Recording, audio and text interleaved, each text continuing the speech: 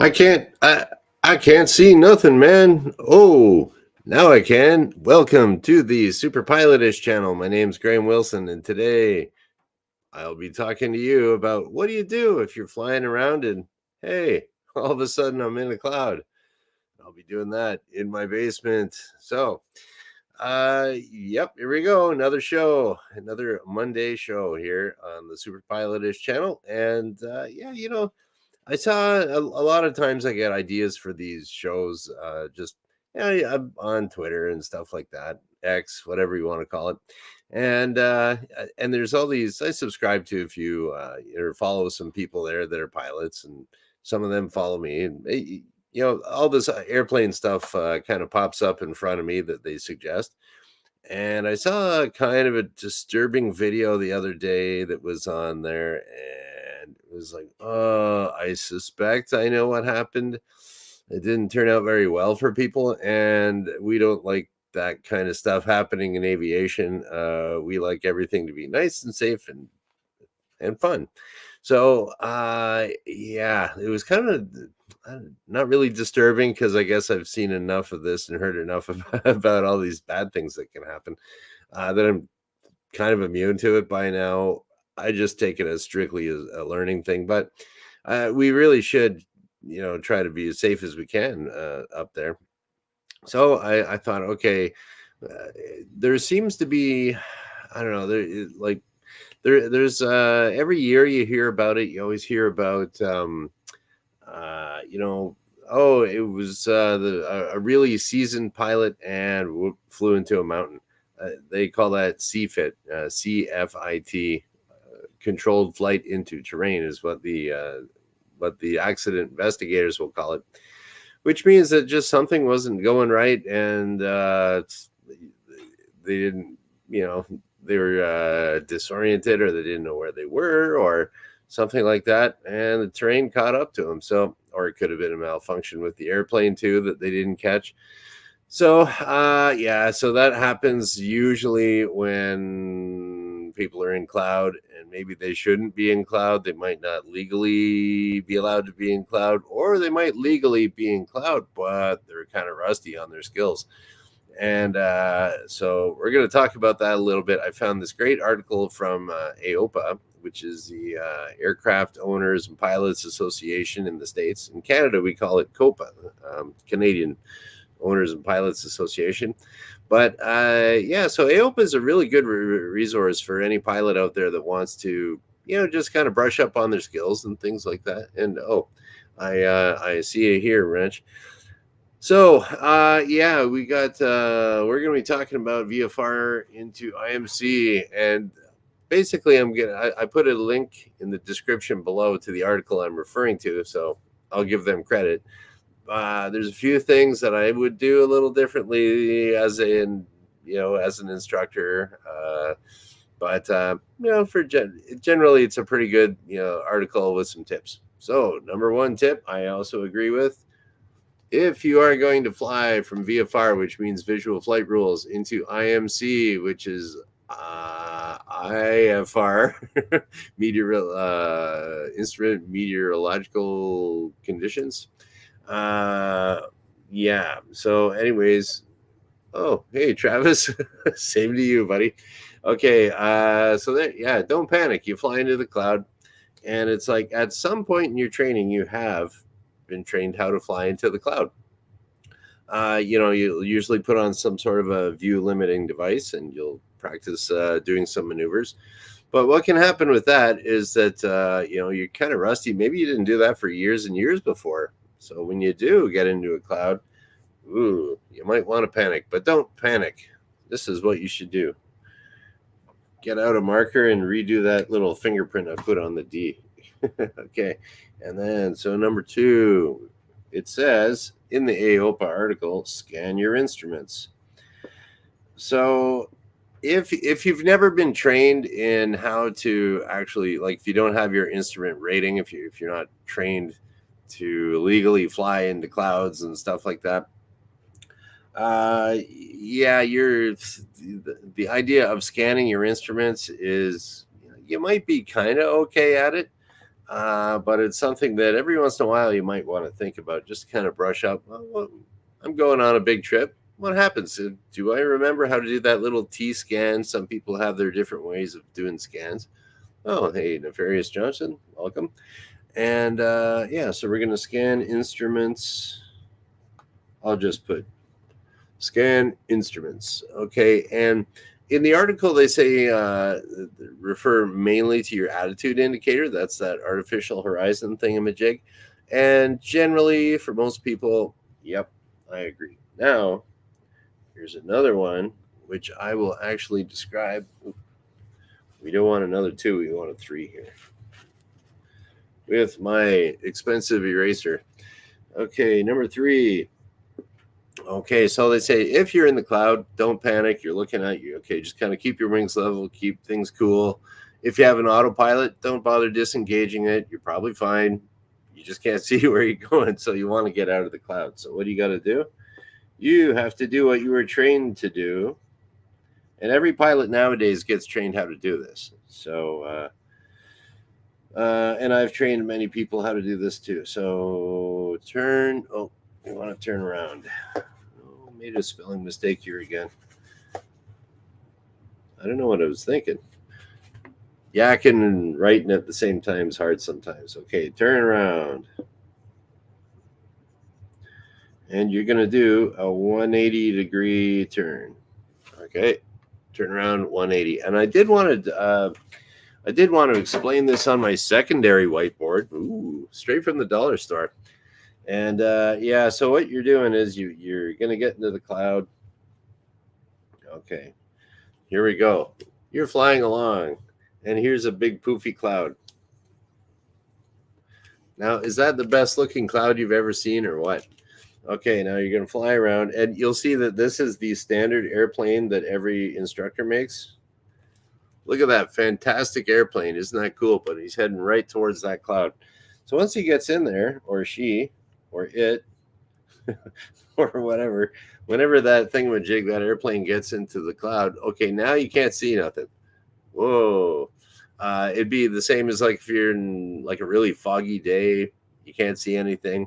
I don't think, yeah, it's basically a cloud is just fog that's up in the air. So we've all seen visibility go down to nothing.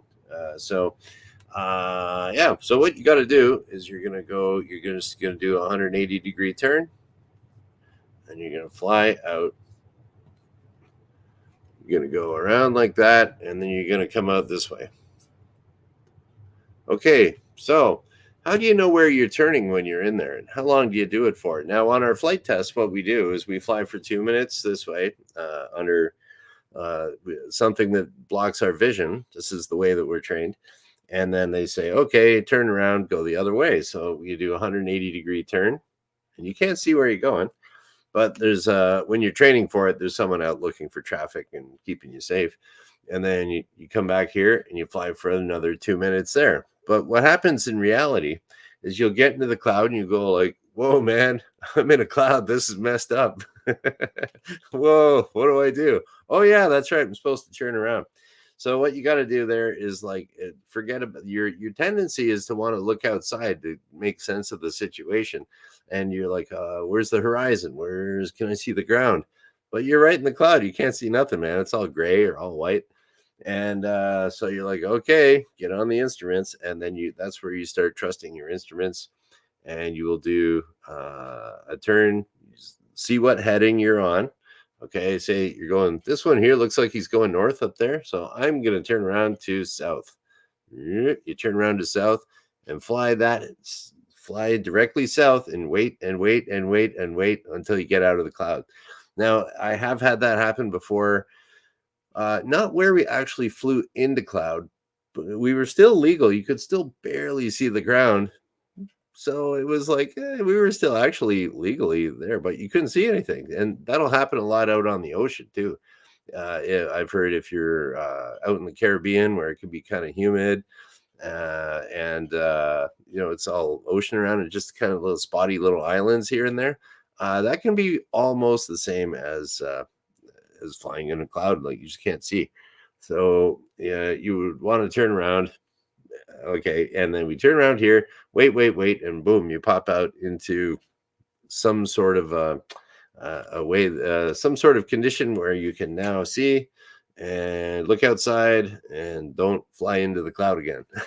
Look for an airport to land at, and yeah, there we go. So that is how that's done. Now,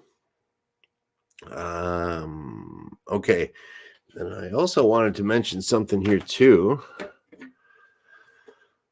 Okay, number 4 from the AOPA article. Okay, and now this is where I disagree a little bit with the AOPA article. It says to watch for altitude changes. Altitude changes. And so that would mean that, like, okay, I can't see where I'm going. So you don't really know. You can't really feel. You might be bumping around. Usually it's a little bumpy in a cloud. And you don't know if you're climbing or descending or anything like that. So you got to look at your altimeter, see if the altitude is changing. But what they neglect to say is, keep an eye on your airspeed too. Okay. Watch out for altitude changes, and the airspeed changes are the big ones, because if you notice that your airspeed is really increasing, and I will explain with my KD12X over here, my training aid. Yeah, so if you are, and this is the way we train it, and I used to test people on this and everything in simulated conditions. And so, if your altitude is changing, okay, you might be changing a bit, but your airspeed could like really start rocketing up fast if you're into some sort of a spiral dive situation, or you could have your autopilot going all weird and trimming up on you, and you could be flying along level and your altitude isn't changing at all, but maybe you thought, oh, I'm going to climb up to a different altitude, but you didn't change your power setting. So what your plane will just kind of pitch up, pitch up, pitch up, pitch up, but you don't have any extra power, and it's just trying to hold that altitude. And if you're up really high, the air is kind of thin and stuff like that, you don't have much power, you could get it into a stall condition, and then your wings aren't flying. So I would say, in addition to what the AOPA article says for altitude changes, keep your eye on that airspeed. Then what happens there is, if you do notice, now this is something that you might want to do with your instructor.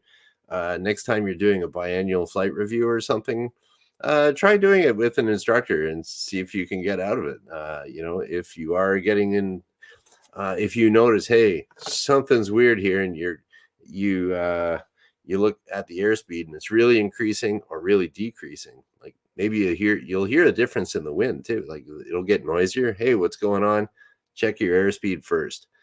Whereas the article is saying watch your altitude first, I would say, or your attitude indicator. Now look at that airspeed if things are really messed up. If your airspeed's fine, that means that you're not climbing up, you're not descending. Your airspeed will tell you right away what's going on. And if it's increasing quickly, you'll have to do something quickly, which is, if you're getting into some sort of a spiral dive condition, you're coming around like this, oh my gosh, airspeed's increasing a lot. Okay, then you have to go to power idle, level your wings, and you kind of ease out of the dive.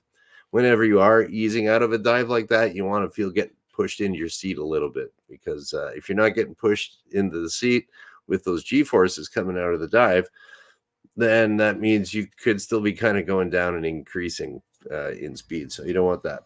And then if your airspeed is decreasing, the next thing you know is going to happen is you're going to have a stall and your wings stop flying. You don't want that. So you're going to jam simultaneously, pretty much full power, and stick the nose forward, fly along normally, just like you were trained. Okay, did I put everybody to sleep yet that's not a pilot? I hope not. Okay, I'll wake you up. Boom, here we go. Let's talk about trusting the instruments here. Number 5. Trust instruments. And I think I've told the story a few times, but I'll tell it again. Oh no, I ran out. Okay, trust your instruments. If you go into the cloud, and I've had this happen to me before, where things are just not Right. Like your inner ear is trying to make sense of, maybe you're getting bounced around a little bit, but there's no horizon. And like, usually if you got your eyes open and you're bouncing around or something like that, you can see, okay, that makes sense. I'm bouncing around. I can see everything all jumbly. But yeah, I don't know. I guess if you had your eyes closed, or if you couldn't see anything, there's no reference there, your ears getting all bunched around, and it's trying to make sense out of what's going on. And that will make it'll seem like your head's just spinning around and spinning around, even though you're just sitting there, but you'll feel like you're spinning around like crazy. And it's a really weird sensation. And the first time it happens to you, you're freaked out. And if it ever happens to you in the airplane the first time and you're by yourself, you're in a lot of trouble. Because I've had it happen to me, and I don't know what I would have done if I didn't have an instructor with me when that happened. So I'd like to think I survived, but it would have been ugly, man. I'd have even a worse story to tell if I lived.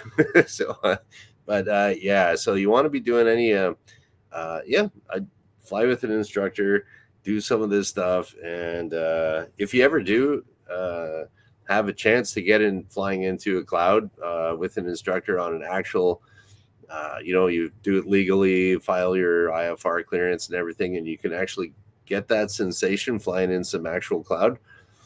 That's a good learning experience. Trust me. Just trust me. I'm a guy in his basement. So here we go.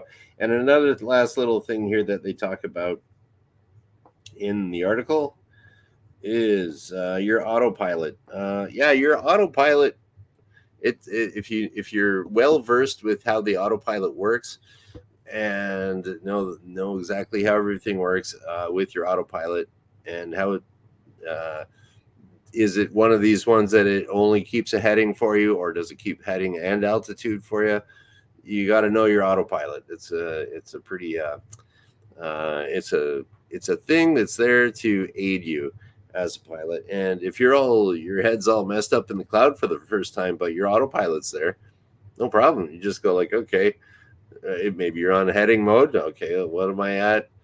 300. Okay, the opposite of 300 degrees is 120. Okay, you move a little bug and to 120, and the plane will turn around, take you right out of the cloud. And don't disengage the autopilot. That's part of your not panicking. Oh, I'm in the cloud. Just everything's cool. You're flying along. You just can't see. No big deal. The plane doesn't care. The plane doesn't have eyes. It can't see anyway. So the autopilot there, that can help you out too. So that is that's what that article was saying. I think I have it up here. Oh yeah, and they were talking about. Okay, I already covered that. I was checking on my computer there to see if I missed anything, but no, there we go. So this is standard information 101 if you're going to be studying for an instrument rating or anything like that.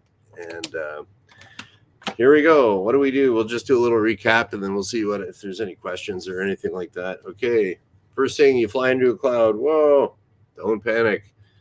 And then you scan your instruments. Is everything cool? If your plane's all trimmed up fine, and it's probably just a matter of doing a turnaround there.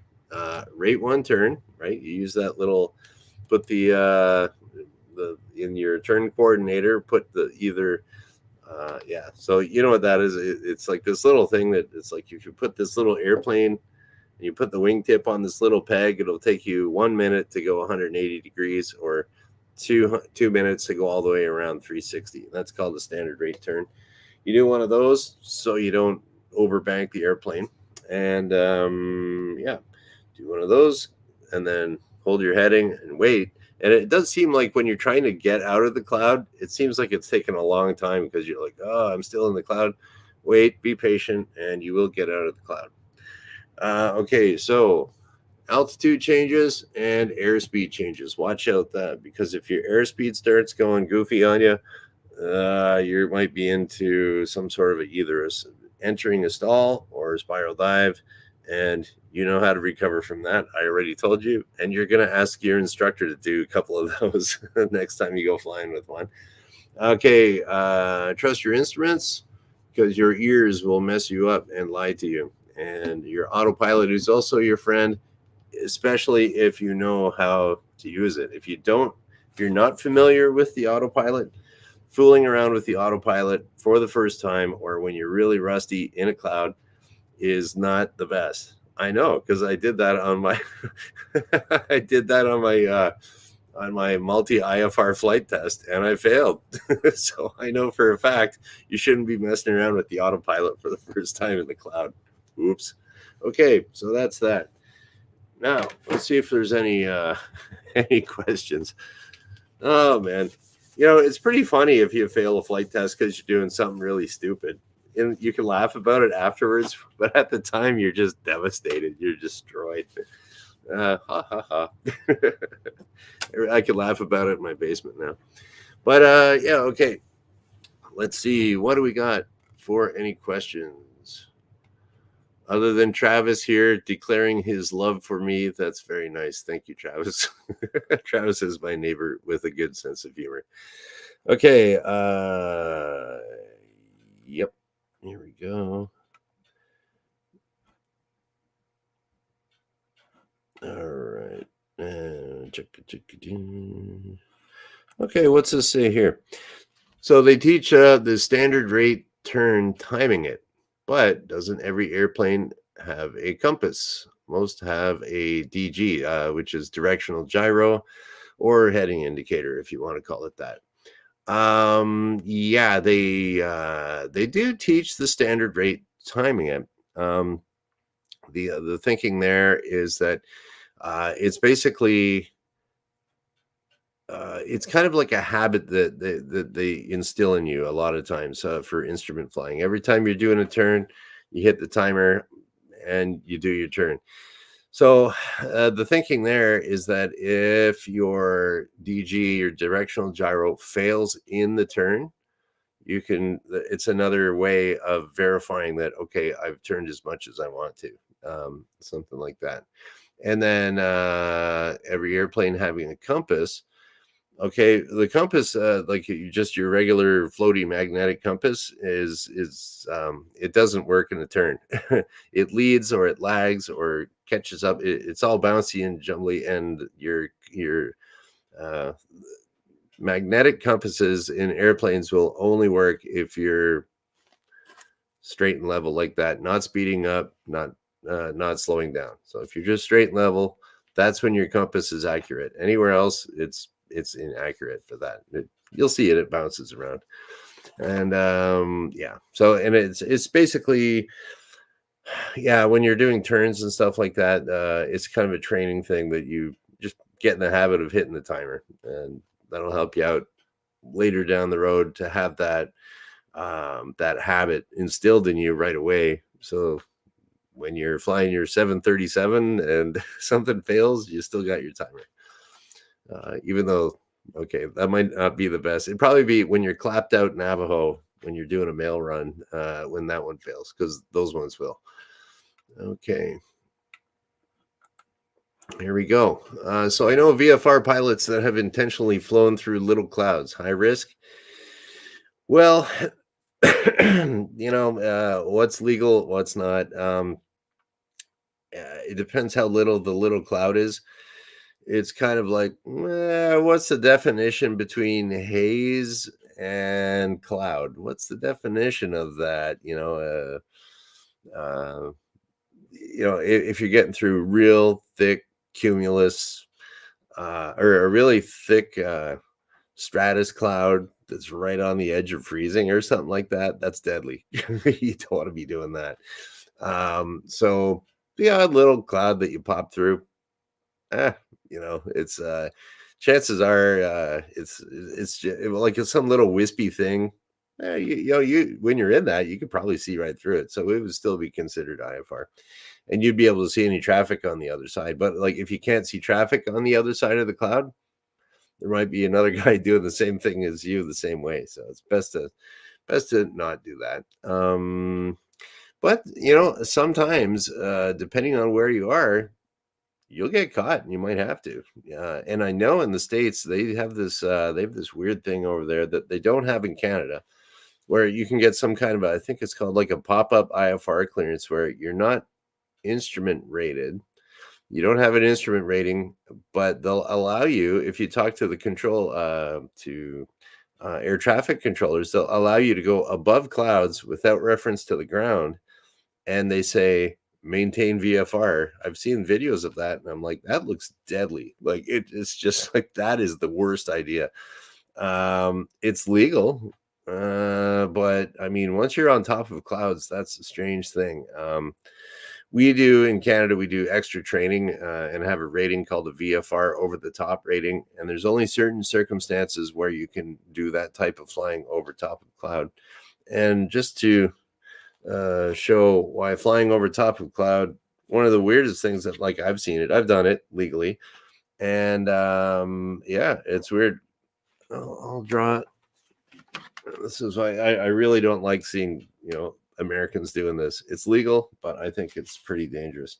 So here's the ground right there. Okay. And you got this poofy cloud. Okay. That's a better looking cloud. There's your poofy cloud that is above the ground. So here comes Mr. Airplane. He's flying. Right.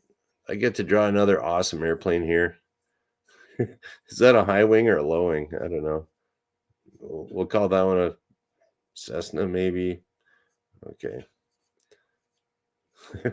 That's not the best. All right, that's some kind of an airplane, and he's flying this way, but he has to be on top of the cloud. Well, what happens is if you're flying for a while,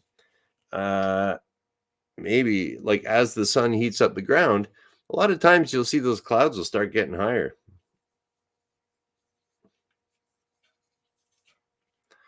So for him to stay on top of those clouds, he has to keep climbing up and climbing up. And then what happens there is eventually you'll get up so high that your airplane can't climb anymore, especially if it's like a little 150 or 172 or something. But you don't really notice. You're staying clear of the cloud. Like you find yourself climbing. And then what happens is you're up here and all these other clouds up here, like everything just went up. And now you have to get back down through those clouds. Maybe your airport closed up with clouds, and now you're up at 11,000 feet, and you might have to. And this could get thicker throughout the day too. You got to descend through, 5,000 feet worth of cloud. Do you want to do that? That's pretty dangerous, especially if you haven't been trained. So, I really don't like that VFR.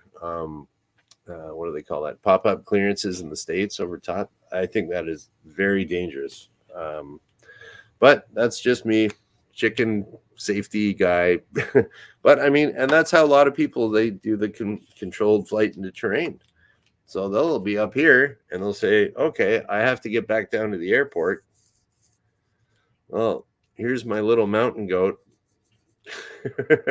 Here's my mountain goat in the clouds.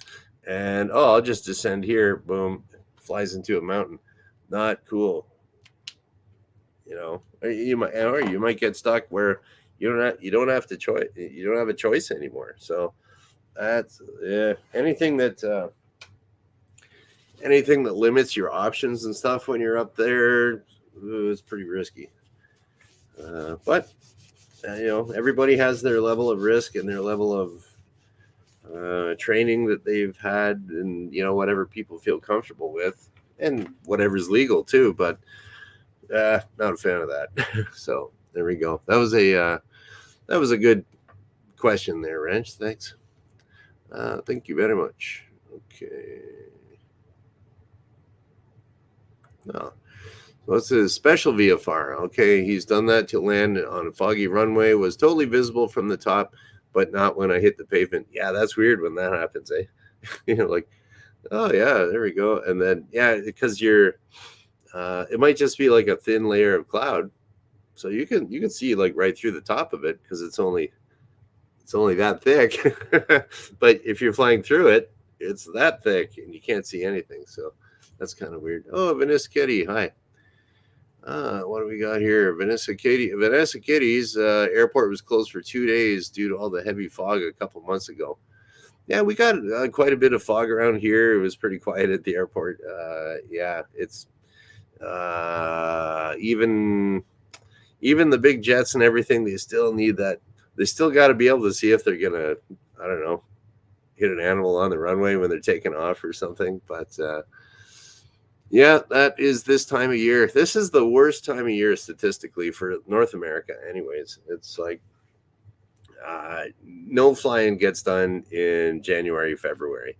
I was noticing that when I was the chief flight instructor and trying to figure out how to get people through the program on the timeline that they want and everything like that, and just looking at previous flight hours logged for previous years. We kept all that data, and it was just like, yeah, January and February, nothing moves, and I'm always on the phone canceling on students, and then they get all pissed off. Oh, you've canceled on me the last 5 flights. I know, man, and make it 6, So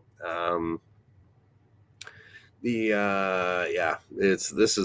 is like just the real bummer time of year.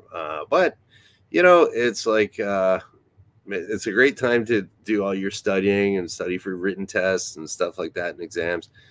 So you can just get out there and fly for fun in the summertime. And so it's I don't know, just hang in there. And then that's another thing too about being in this type of weather. It's not like down in Florida, it's like, I don't know, they're flying all the time, in Arizona or something like that. They're all lucky they get to fly all year round.